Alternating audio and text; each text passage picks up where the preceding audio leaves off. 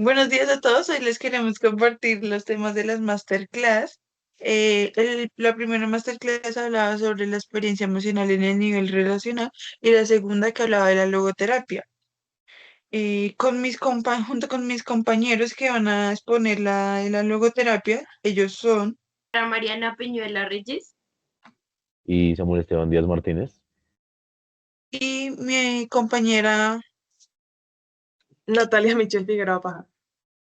y yo, Elizabeth Moreno.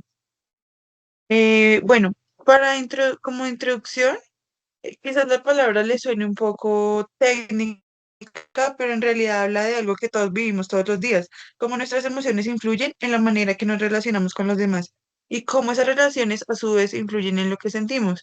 Es decir, no experimentamos las emociones solo de forma individual, encerradas en nosotros, sino que también las compartimos y las transmitimos a a personas de nuestro alrededor. Eh, ¿Qué significa la experiencia emocional en el nivel relacional? Cuando hablamos de nivel relacional, nos referimos a todas las emociones que se ponen en juego en nuestras interacciones con la familia, amigos, parejas, compañeros de estudio, de trabajo e incluso con grupos más amplios o en grupos como el que tenemos ahora aquí. Por ejemplo, pensemos en una situación sencilla. Si llegamos contentos a casa y contamos una buena noticia, esa emoción puede contagiarse y generar alegría en los demás. Pero si llegamos con enojo y lo expresamos de manera negativa, esa emoción también puede transmitirse y alterar el clima del hogar. De esta forma, quiere decir que las emociones no son solo un asunto personal, sino que también tienen un impacto social y relacional muy fuerte. Ahora yo les voy a hablar sobre las funciones de las emociones en las relaciones. Las emociones cumplen varios roles dentro de las relaciones. Digamos, está la expresión emocional, la regulación emocional, el contagio emocional y finalmente la construcción de identidad y confianza. La expresión emocional nos permite mostrar lo que sentimos y que los demás comprendan nuestro entorno. Por ejemplo, una sonrisa expresa cercanía y apertura, mientras que un gesto de disgusto puede señalar distancia o desacuerdo. Después está la regulación emocional, que digamos nos ayuda a controlar y manejar lo que sentimos para no dañar la relación. No siempre decir todo lo que sentimos tal como surge como es algo positivo, o sea, como guardarnos ciertas cosas. Después está el contagio emocional, que básicamente es, digamos, como el entusiasmo de personas. Ajá.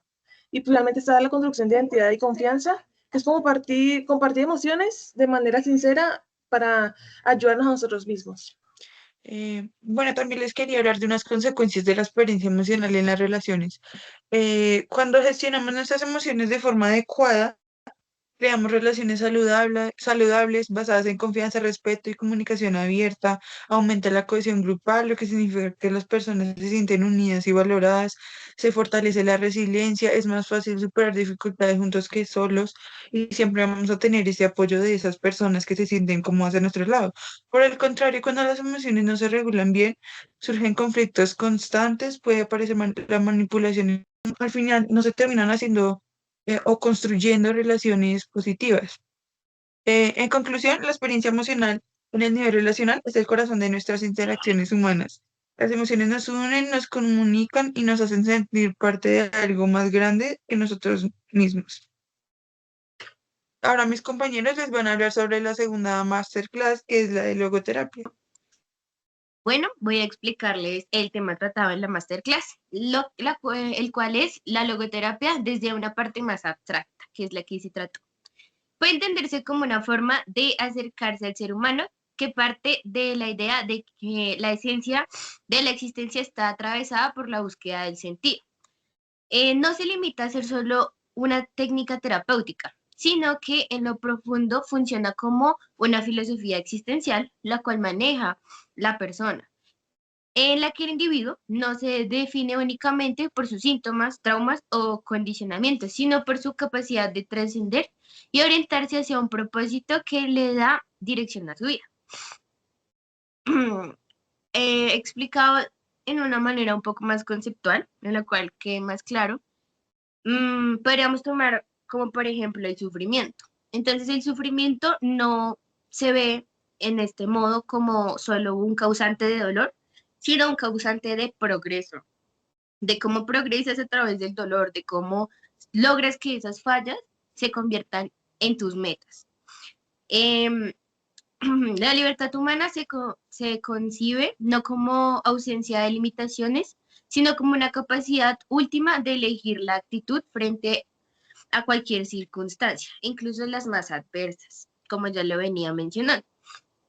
Se ve las fallas, errores, tal vez las cosas que nos lastiman, no como el punto más bajo, sino como el proceso para llegar al punto más alto.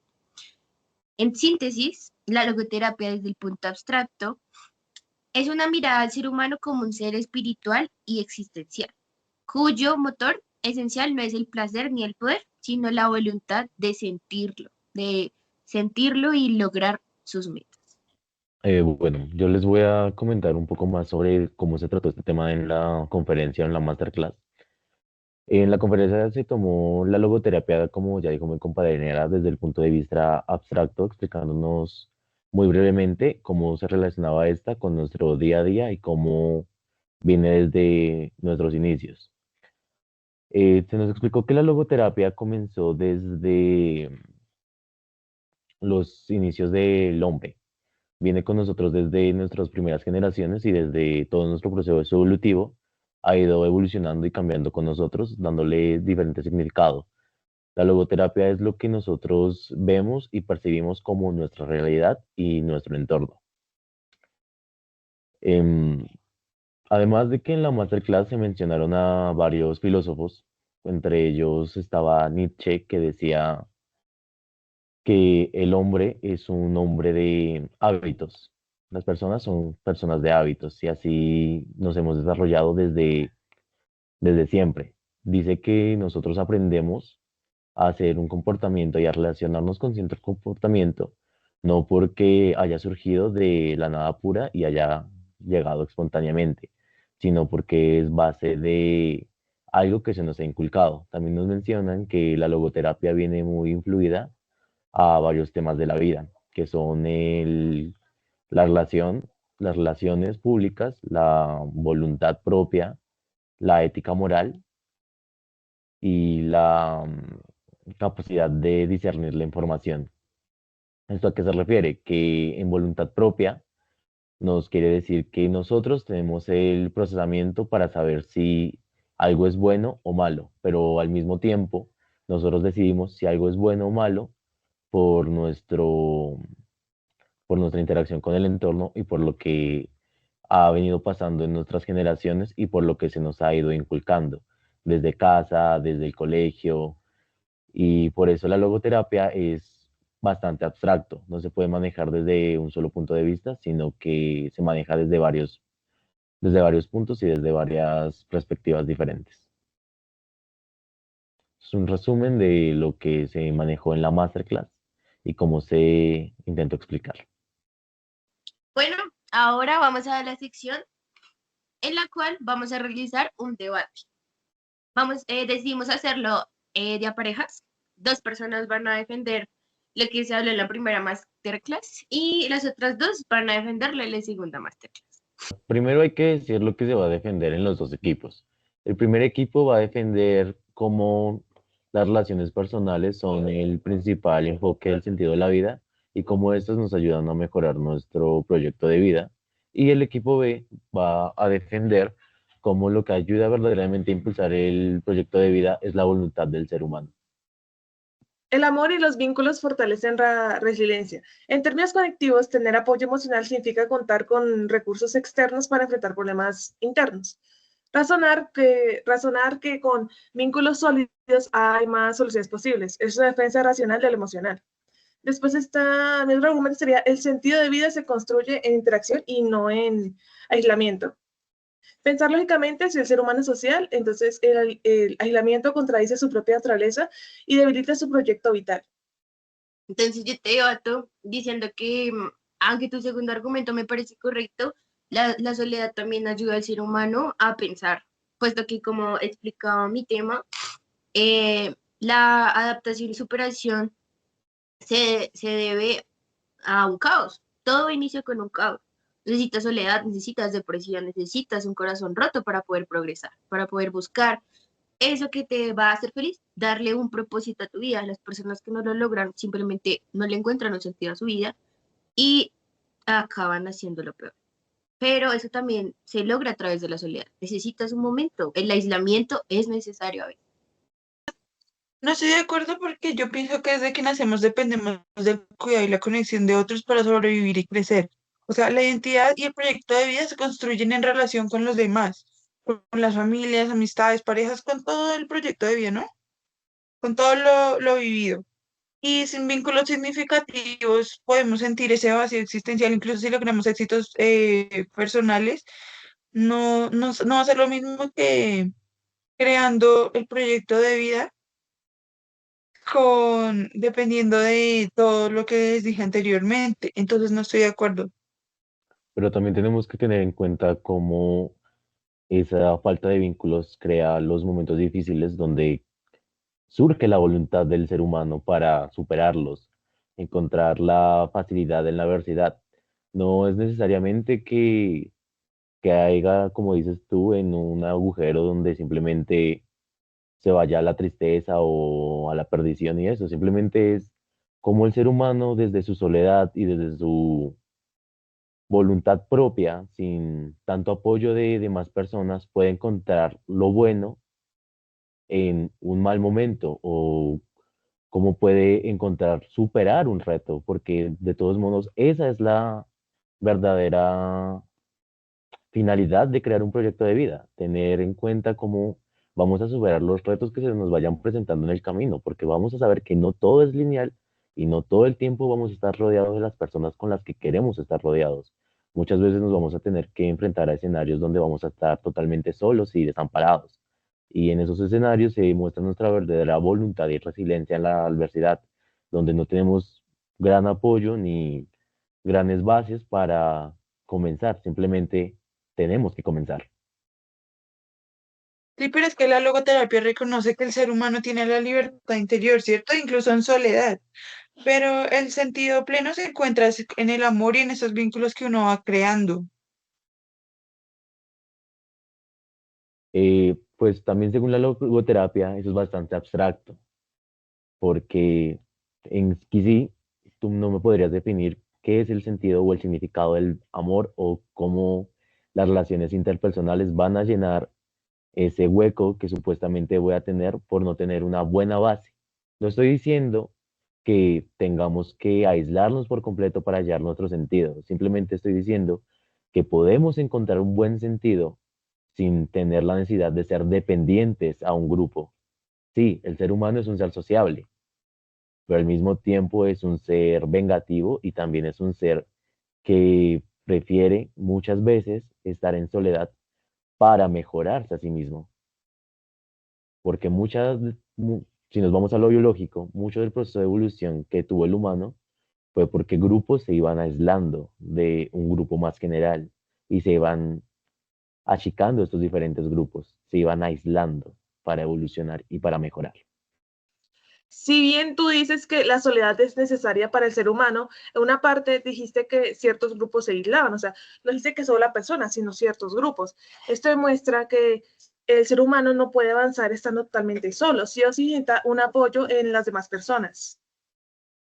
Aunque es cierto, basándome en una teoría hablada por psicólogos que investigaron el comportamiento humano a partir de la primera infancia, demuestran que em, los niños suelen compartir por naturaleza propia, pero nuestros antepasados, hablando desde los simios, no. Nosotros logramos una evolución hasta el punto que tenemos el día de hoy porque nuestros antepasados fueron egoístas y se quedaban solos, así como la mayoría de chimpancés bebés tienen que casi que competir con su mamá para ganarse el alimento.